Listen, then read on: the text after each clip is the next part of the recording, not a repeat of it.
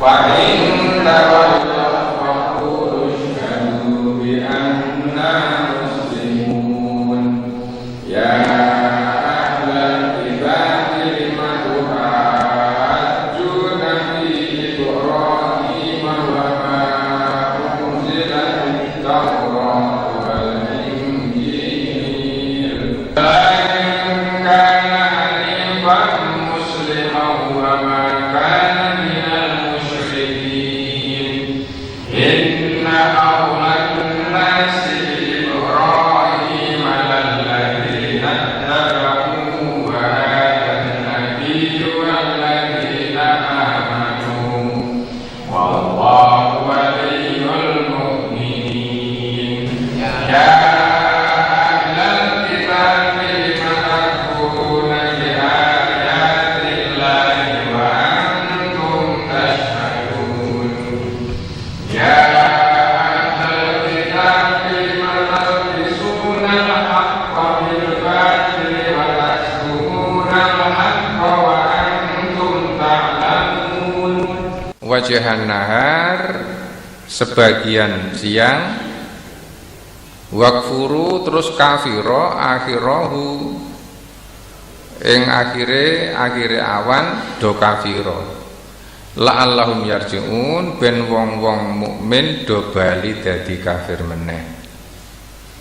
Sebagian orang-orang ahli kitab Yahudi dan Nasrani mereka mengajarkan, mengatakan kepada kelompoknya, tak kandhani tok-tok men kowe do iman marang barang sing diimani wong mukmin tok-toke.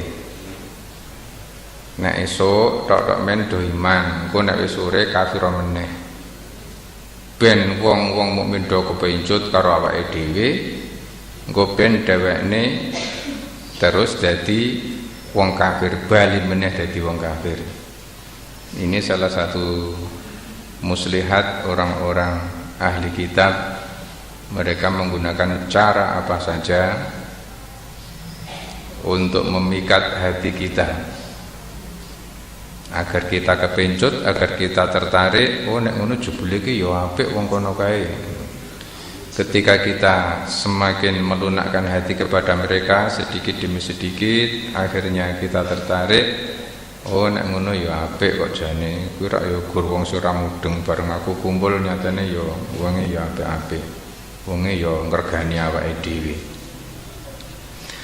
Bapak Ibu jamaah taklim ingkang pinulya, menika tipu muslihat orang-orang yang menampakkan antara lahiriahnya dan batiniahnya tidak sama, alias penyakit-penyakit kemunafikan.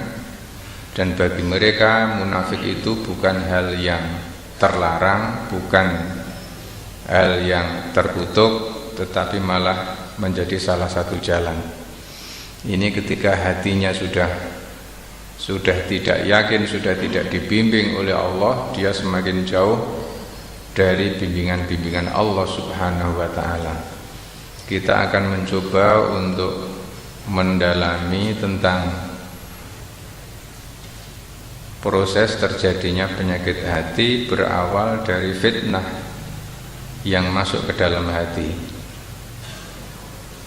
Kita mengenali kenapa di dalam hati manusia ada penyakit sombong, penyakit iri, penyakit dengki, penyakit musyrik, penyakit kufur, penyakit zalim dan sebagainya.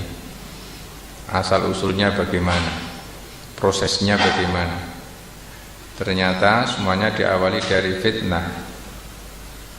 Fitnah kemudian masuk ke dalam hati manusia. Ketika fitnah sudah masuk di dalam hati manusia, akhirnya hati ini akan menjadi goncang, akan menjadi bermasalah dan akan menjadi kotor. Dalam rangka untuk mengokohkan akidah kita, untuk membersihkan hati kita dari berbagai macam kotoran-kotoran hati, atau menyembuhkan dari berbagai macam penyakit hati.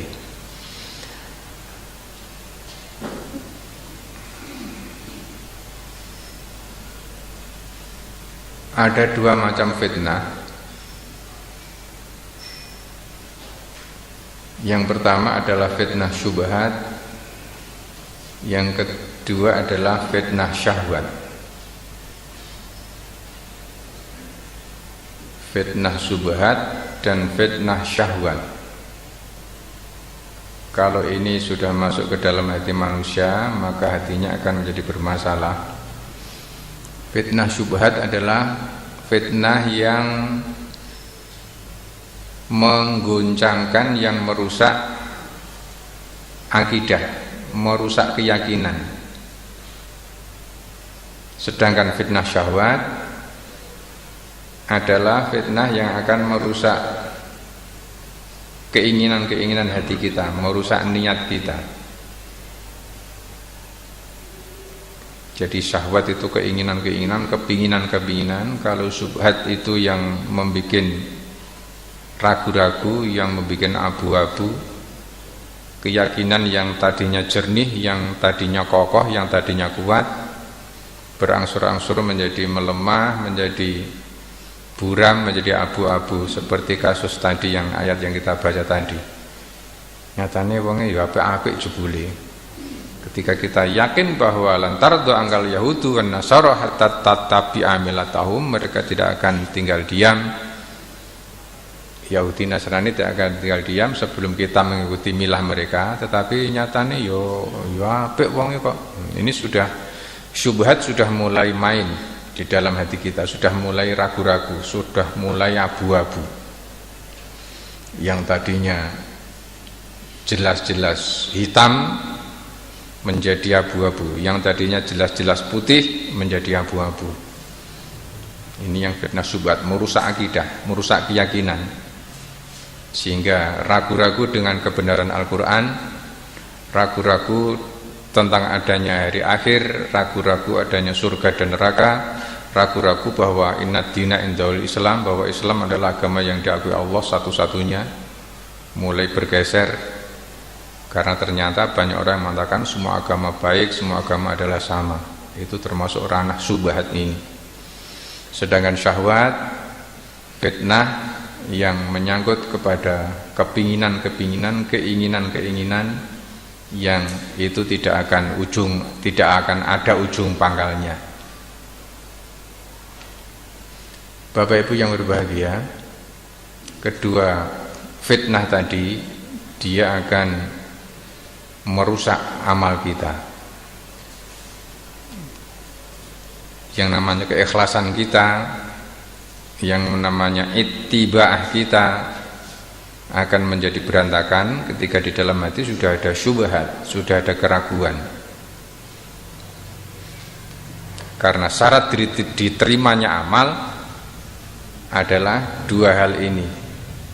Yang pertama ikhlas. Ikhlas itu implementasi dari asyhadu alla ilaha illallah. Itu prakteknya atau buahnya nanti menjadi ikhlas. Hanya Allah, illallah, hanya Allah, tidak ada yang lain.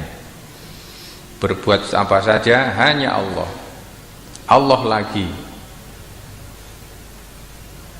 Kemudian ittiba, implementasi dari wa asyhadu anna Muhammadan Rasulullah. Perilakunya selalu mengikuti apa yang dicontohkan oleh Rasulullah Muhammad sallallahu alaihi wasallam. Jadi tidak kepingin mencari ideologi yang lain, tidak kepencut dengan maraknya importir ideologi dari luar negeri yang saat ini berguduk datang ke Indonesia. Jadi disinyalir sekarang ini panen ideologi yang diimpor ke Indonesia, tidak hanya beras, tidak hanya gula, tidak hanya garam. Sempurna lagi nanti ketika dilakukan dengan istiqomah. Istiqomah ini kekayaan yang tiada tara. Ketika kita bisa mengamalkan ibadah kita secara istiqomah, ajek, tidak terpengaruh oleh apapun.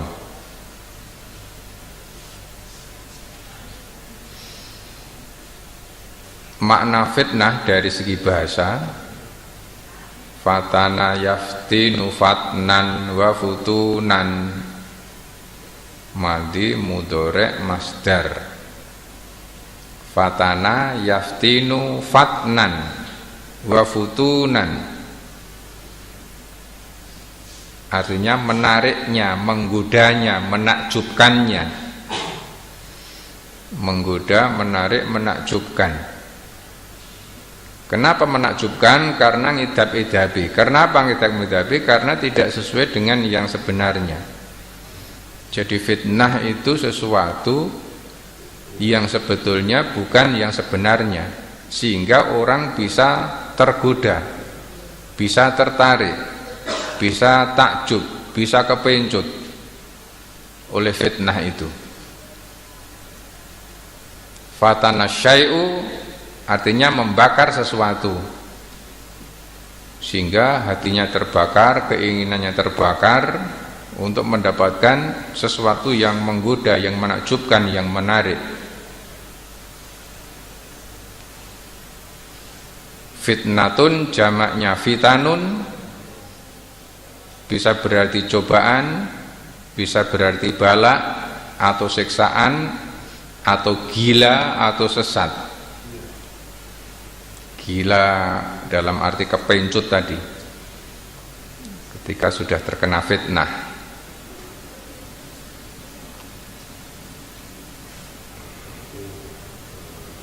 Kemudian dari mana fitnah itu datangnya? Yaitu sami'an basiron, inna khalaqnal insana min nutfatin amsajin nabtalihi faja'alnahu sami'an basira, inna hadainahu sabila imma syakiran wa imma kafura. Kami Allah menciptakan manusia dari nutfah yang bercampur. Nabtalihi, kami mengujinya, kami akan mengujinya, kami Allah. Faja'alnahu, maka saya menjadikan padanya sami'an, pendengaran, basiron, penglihatan. Kata kuncinya nabtalihi, menguji. Kemudian apa yang diuji? Yaitu yang didengar dan yang dilihat. Inna hadainahu, sesungguhnya kami memberikan dua hidayah, as-sabila, jalan. Imma, ada kalanya syakiron, yang bersyukur, wa imma, dan ada kalanya kafuron, yang kufur. Allah memberi kepada manusia dua jalan, jalan yang baik, jalan yang tidak baik. Orang yang syukur memilih jalan yang baik, yang tidak bersyukur memilih jalan yang tidak baik. Itu sudah terbentang di hadapan manusia. Sehingga fitnah ini semakna dengan al-fitnah ay al-ibtila ay al-imtihan. Al-fitnah ay al-ibtila ay al-imtihan. Al-ibtila akar katanya ba lam hamzah, bala. Nabtalihi, ini juga satu akar kata, ba lam, baliyah, bala. Al-ibtila itu ujian, al-imtihan juga ujian, cobaan. Nah, ketika fatana syai'u, membakar sesuatu, ketika manusia mendapatkan imtihan, mendapatkan fitnah, mendapatkan bala dari Allah, pada hakikatnya adalah Allah akan membakar kemampuannya atau menguji. Seperti ketika emas itu dibakar untuk menghilangkan teyeng-teyengnya, itu sama kan diuji, digembleng, dibakar di kawah, condur di muka, istilah yang lain. Sehingga nanti emas murninya akan terpisah, tiangnya, karat-karatnya juga akan terpisah.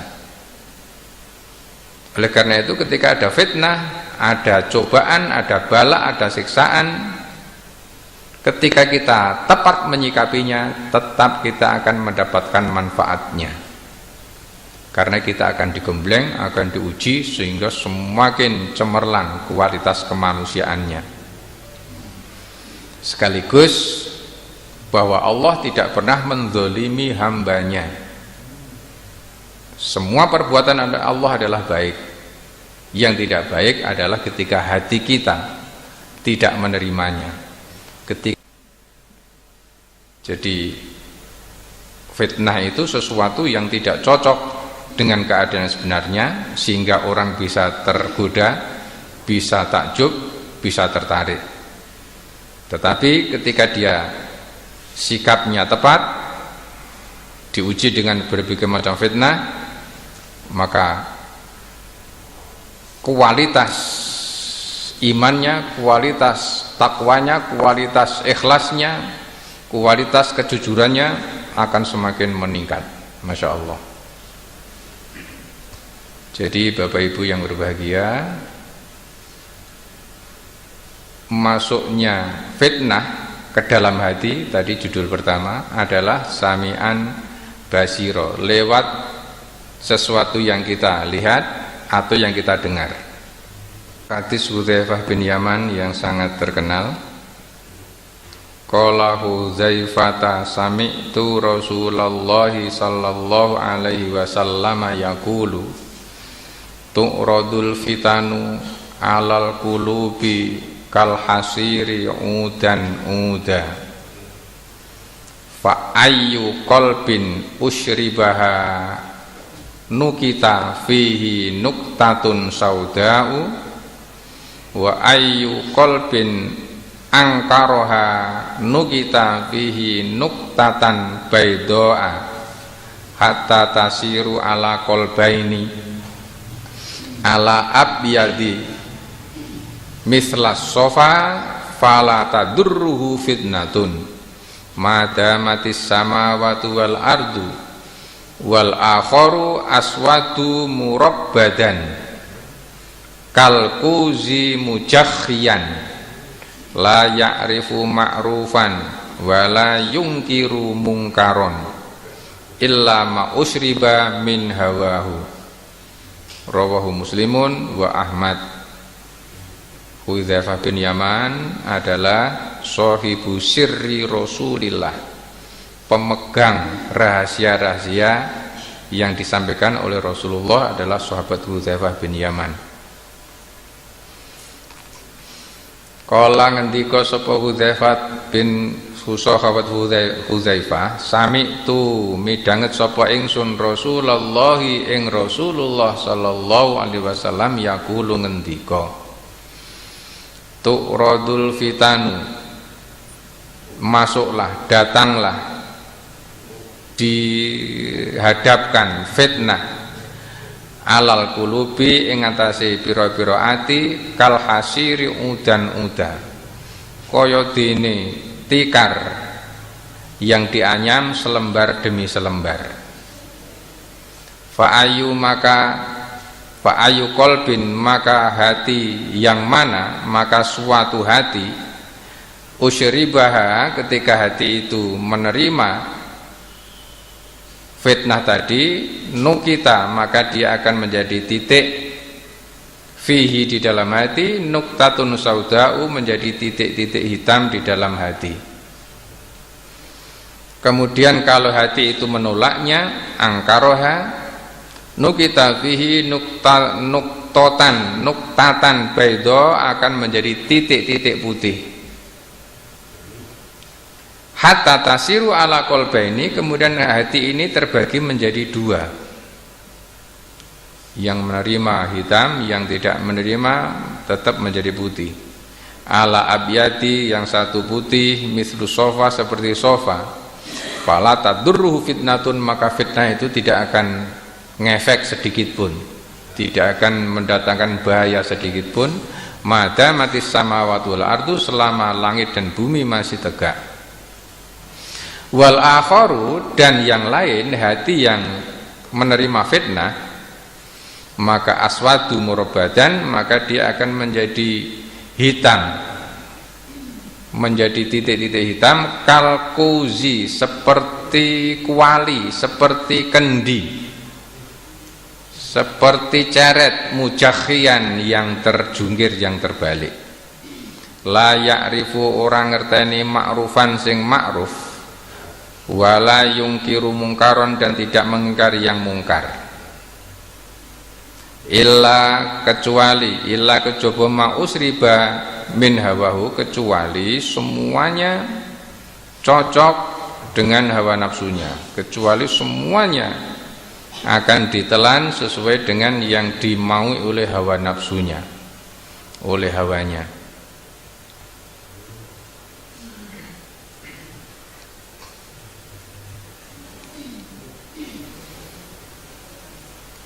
Fitnah-fitnah itu tadi terjemahnya ditempelkan di hati manusia seperti menempelnya batang per batang tikar di tubuh manusia ketika tidur, bukan tidar, ketika tidur.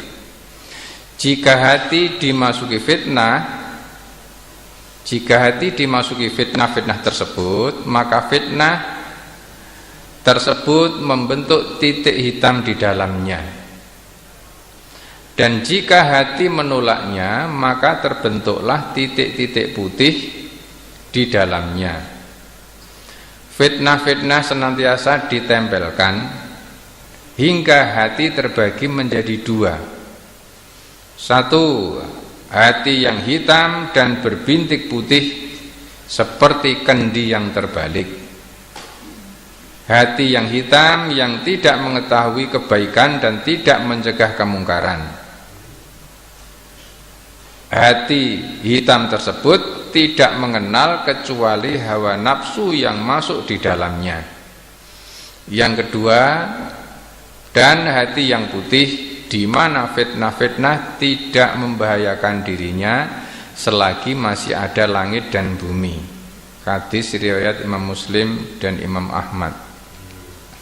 Bapak Ibu yang saya hormati, fitnah yang pintu masuknya penglihatan dan pendengaran selalu akan menempel, selalu akan ditampakkan, selalu akan mendatangi kita,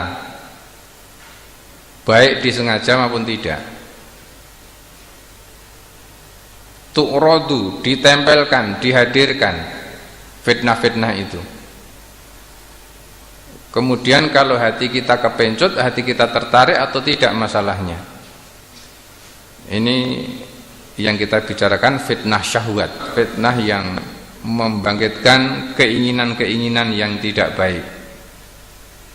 Selalu di dalam kehidupan sehari-hari kita akan ditempeli, akan tertempel, akan selalu mendapatkan, melihat, mendengar fitnah-fitnah di dalam kehidupan sehari-hari ini.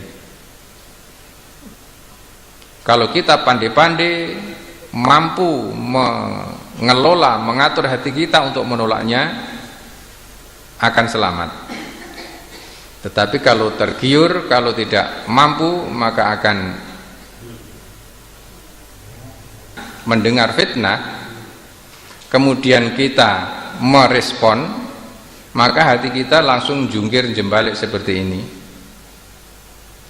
Kalkuzil mujakhian, seperti kendi, seperti ember, seperti bejana yang terbalik.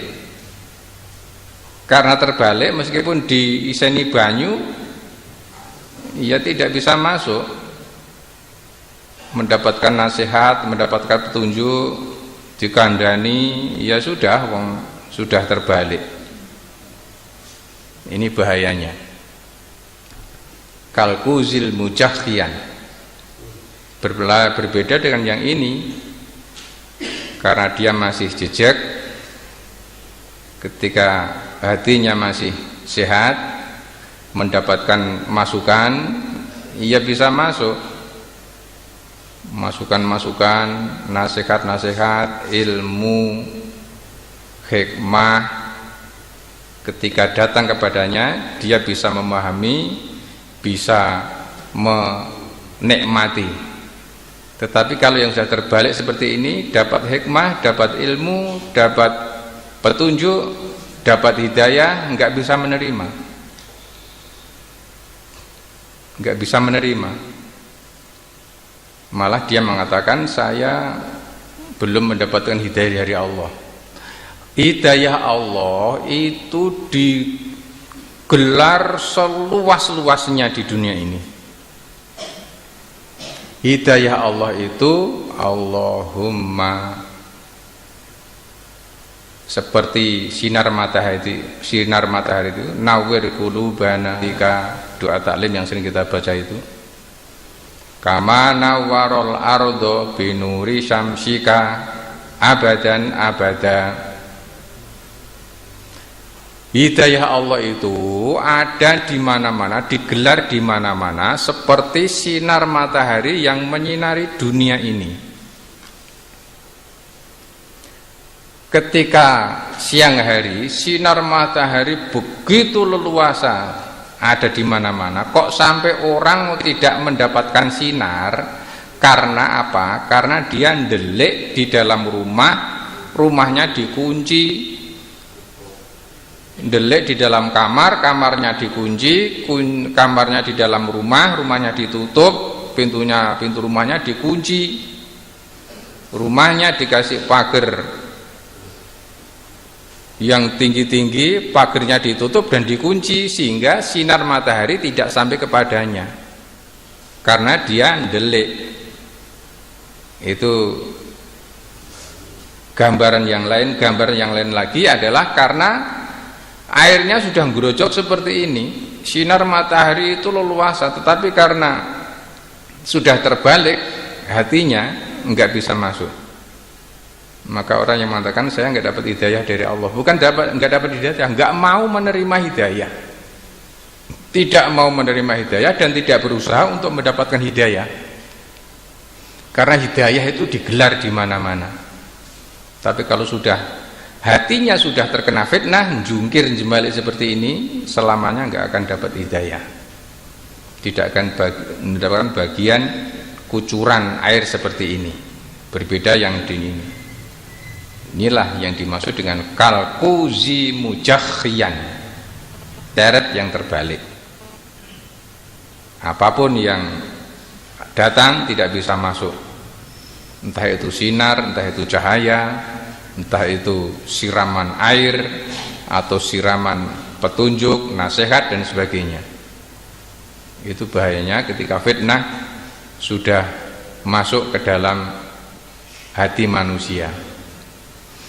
Karena fitnah itu datangnya lewat penglihatan dan pendengaran, maka kita disuruh oleh Allah untuk ghaddul basar, menundukkan pandangan, tidak mengumbar pandangan, untuk menundukkan atau mengelola pandangan kita, seperti yang disebutkan di dalam surat An-Nur, surat nomor 24, Quran surat 24 ayat 30 dan 31.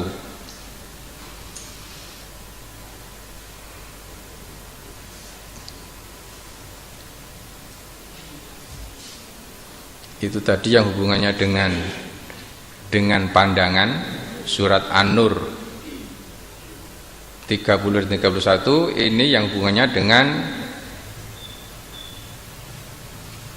pandangan dan penglihatan. Surat Al-Insan surat 76, surat nomor 76.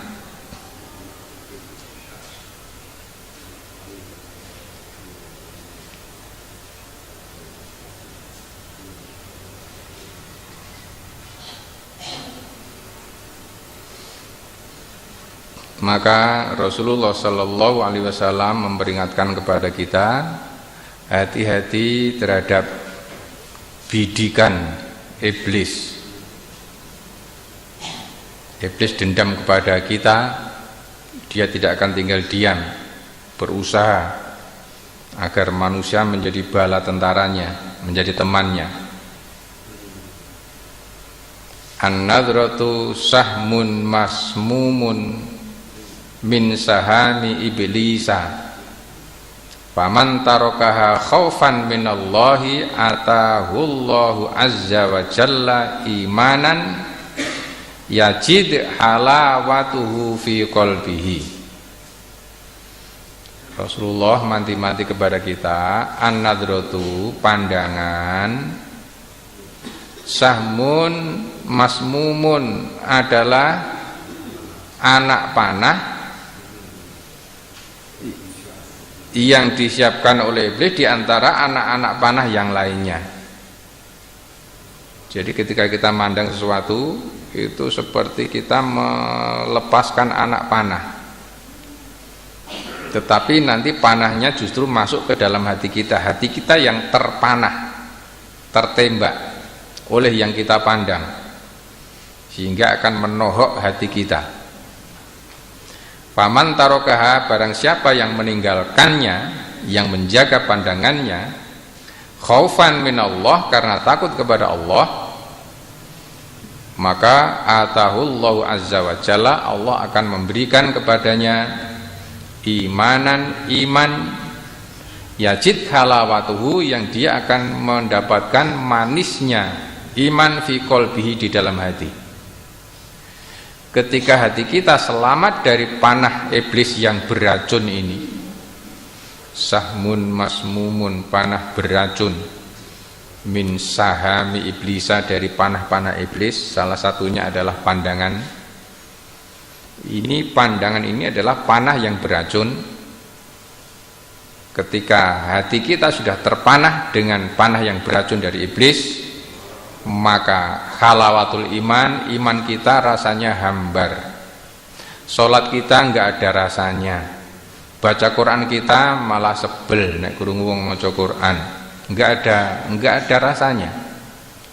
Sholat tidak ada nikmatnya, ngaji enggak ada rasanya, sedekah enggak ada lezatnya, malah keporo, malah gelang. Adalah salah satu anak panah beracun di antara anak panah iblis.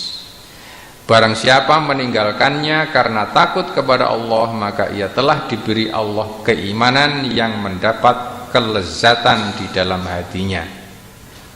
Lazzatul iman, lazzatul iman, lezatnya iman ini luar biasa, nikmatnya.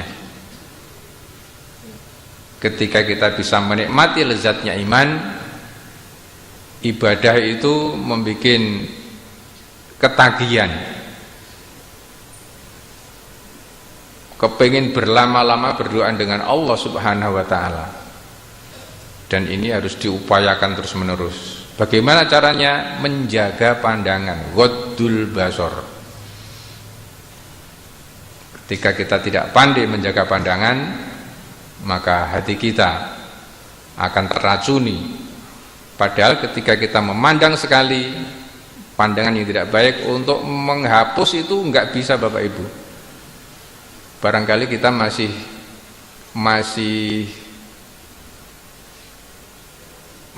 kelihatan, masih keceto welo-welo pandangan kita setahun yang lalu ketika kita memandang sesuatu dan itu berkesan sekali.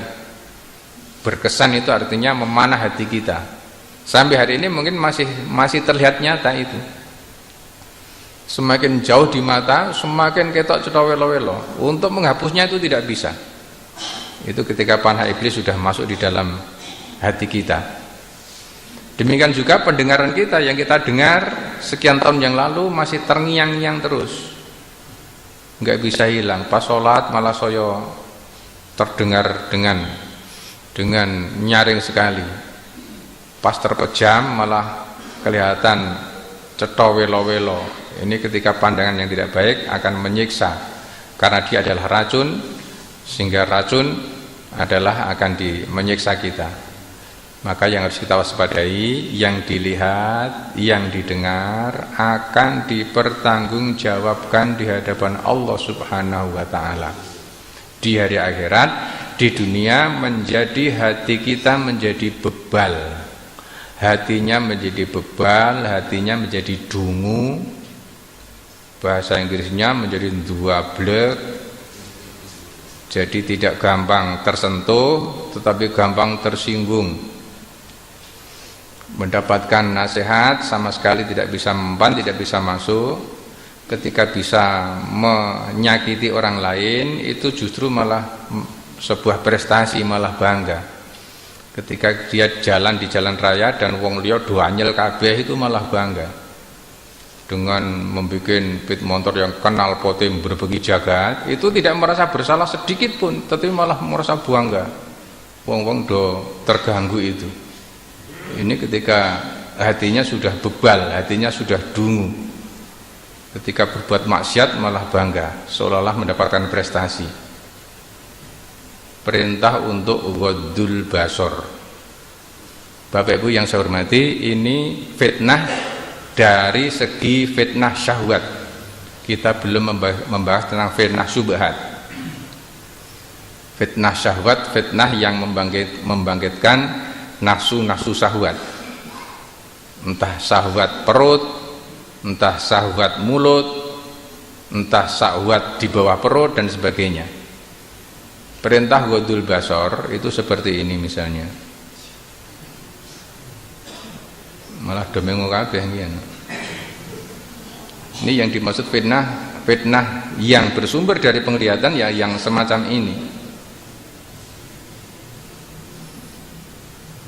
Ini kan hampir setiap saat tu'radul fitanu, kalau tadi hadisnya fitnah itu akan digelar di depan kita di setiap tempat, di setiap waktu, di setiap saat. Fitnah-fitnah seperti ini kan susah untuk menghindarinya. Lagi baris saja kempecut ini.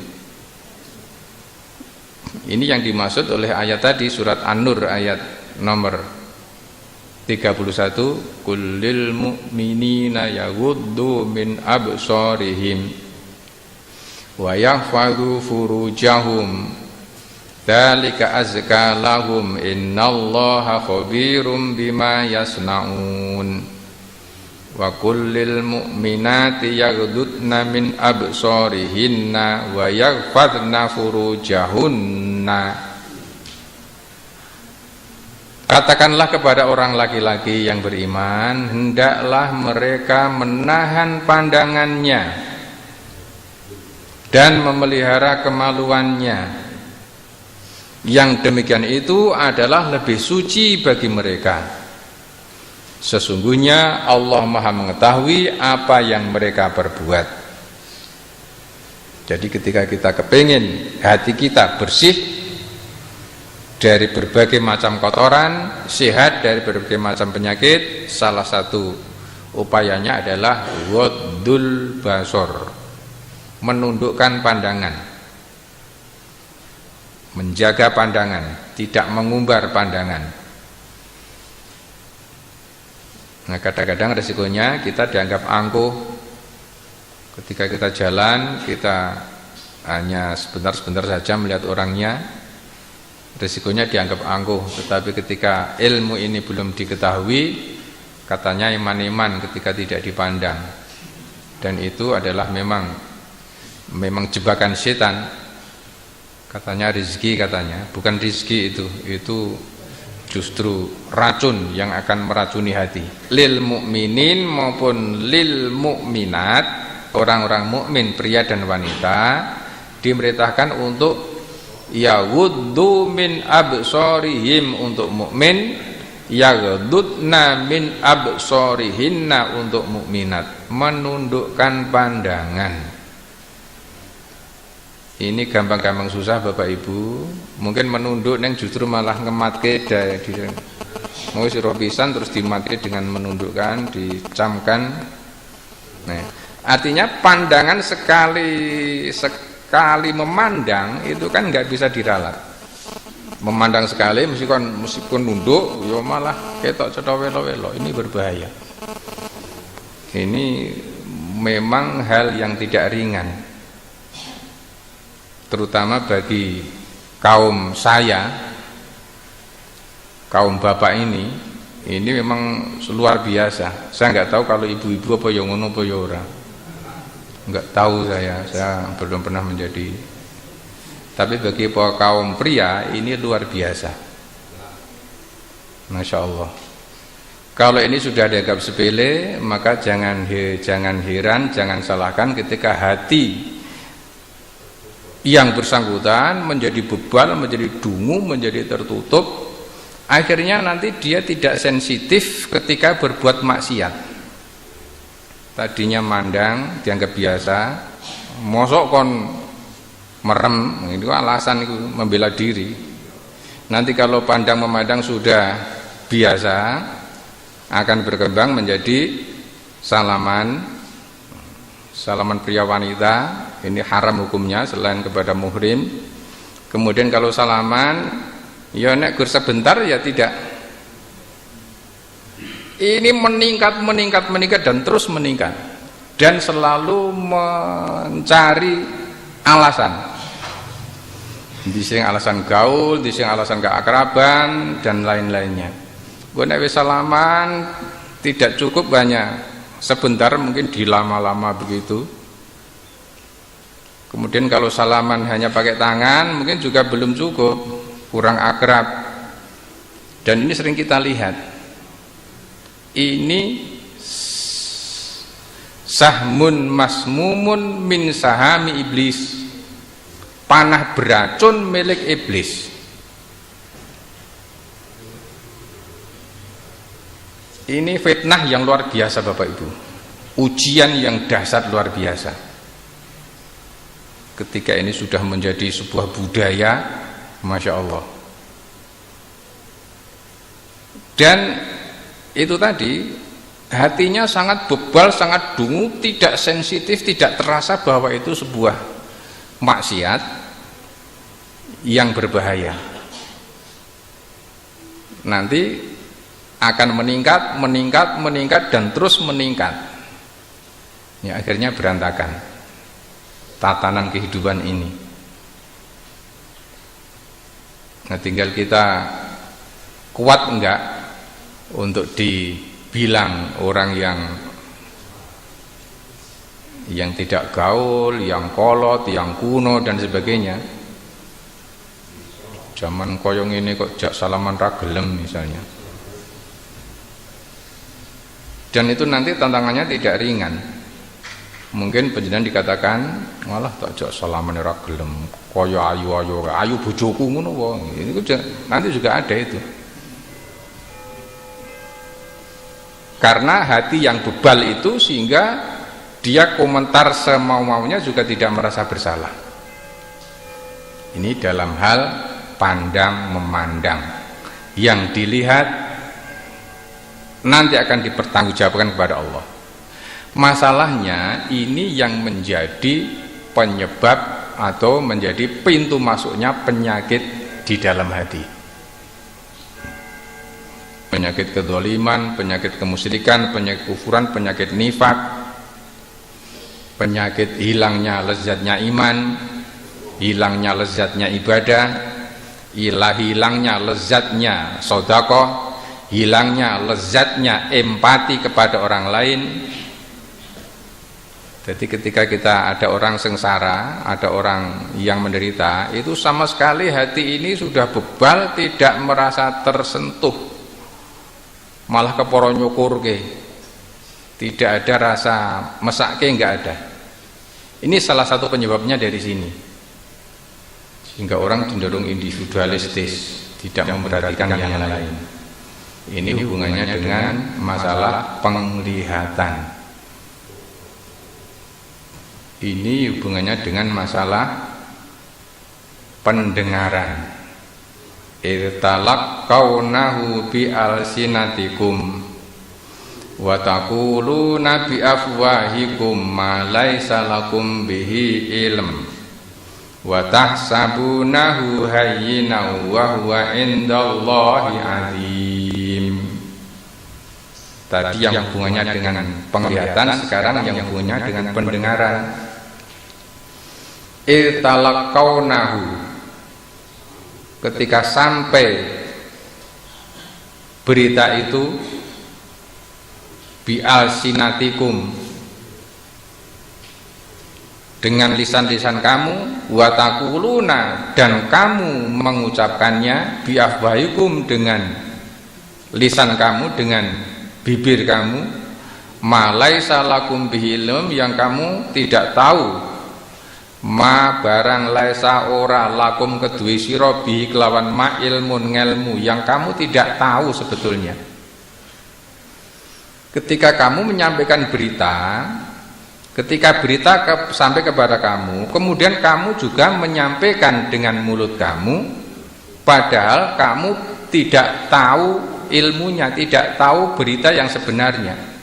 Watah sabunahu, dan kamu mengiranya, kamu menyangka hal seperti itu hayinan, sepele, hal yang kecil, nyamuk. Wahwa, padahal indallahi, hal seperti itu di sisi Allah adalah azimun, adalah hal yang mendatangkan dosa yang besar.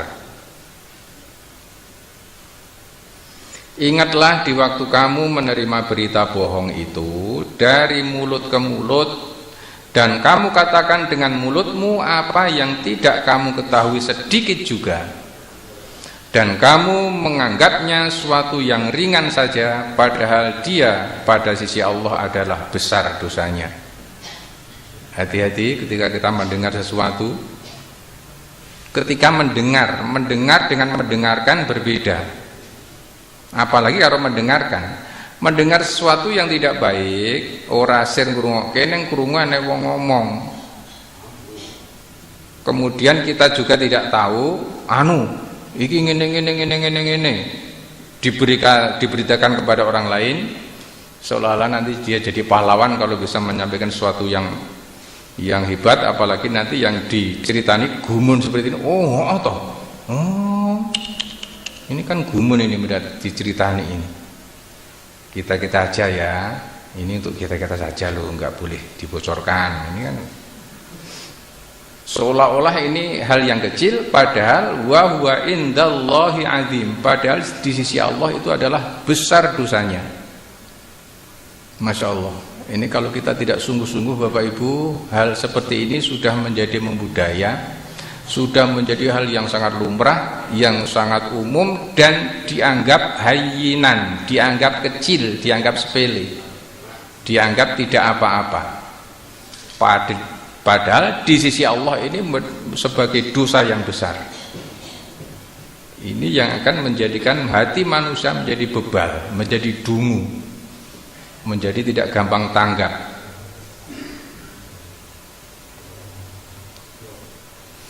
Walau la sami'tumuhu qultum ma yakunu lana an natakallama bihadza subhanaka hadza buhtanun azim.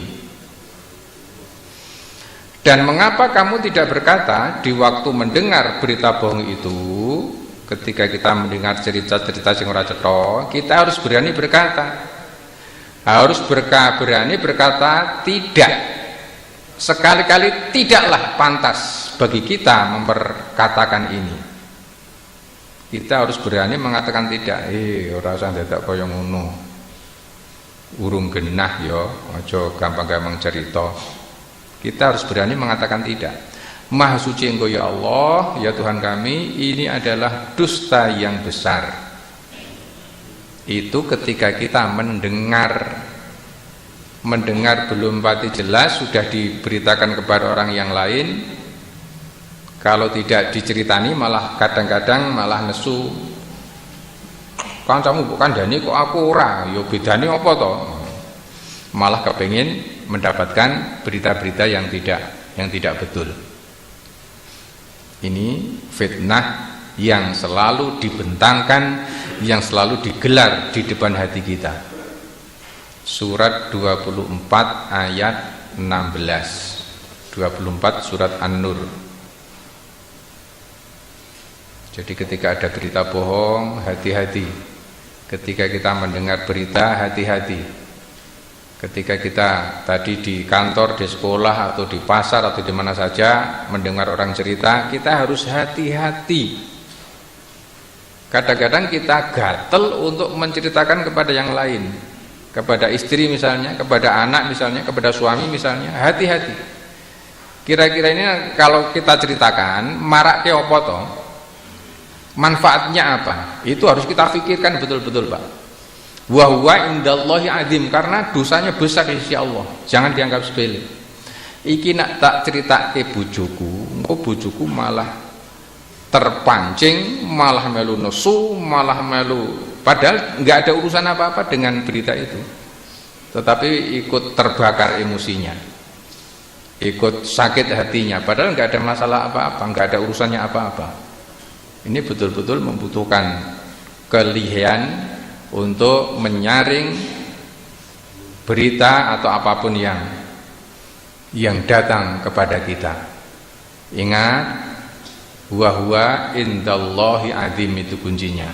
Jangan dikira hal-hal seperti itu adalah kecil, padahal di sisi Allah huwa indallahi azim. Wa tahsabunahu hayyinan, mereka menganggap hal seperti itu adalah sepele, kecil,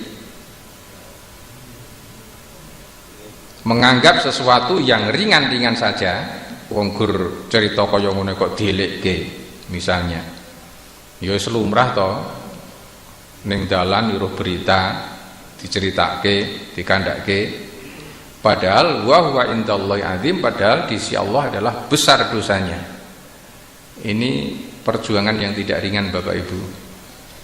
Ketika kita sudah berniat untuk memiliki hati yang terjaga, hati yang bisa merasakan lezatnya ibadah, hati yang bisa memiliki rasa empati yang tinggi, gampang tersentuh kepada peristiwa apapun, sehingga semakin kita terharu kepada nikmat-nikmat Allah, gampang menerima hikmah yang terjadi di balik peristiwa.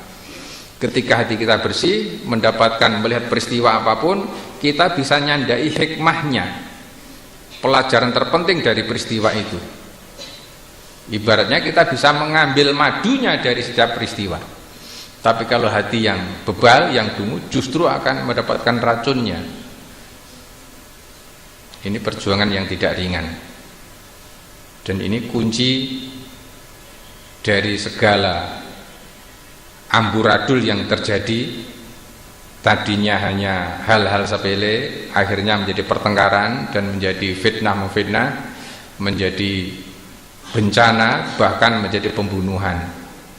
Dan sekarang lebih canggih lagi, informasi ini tidak usah ketemu yang bersangkutan, bisa lewat SMS, bisa lewat media-media sosial lainnya, Facebook atau WhatsApp atau apapun. Dan kadang-kadang itu sare ketika dapat informasi baru, kita kepingin untuk menyebarkan kepada yang lain. Bapak Ibu yang berbahagia, demikian yang kita pelajari. Ini baru mendapatkan sebagian, masih ada 1, 2, 3, 4, 5, ada masih 5 halaman yang kita selesaikan. Insya Allah nanti kita sambung agar kita betul-betul bisa menjaga kekayaan kita yang paling mahal, yaitu kekayaan hati, yang di sana ada iman, di sana ada akidah yang kuat. Terima kasih, mudah-mudahan ada manfaatnya. Semua khilaf dan salah kami mohon dimaafkan, dan juga termasuk teman-teman penyelenggara apabila ada hal-hal yang kurang berkenan mohon dimaafkan.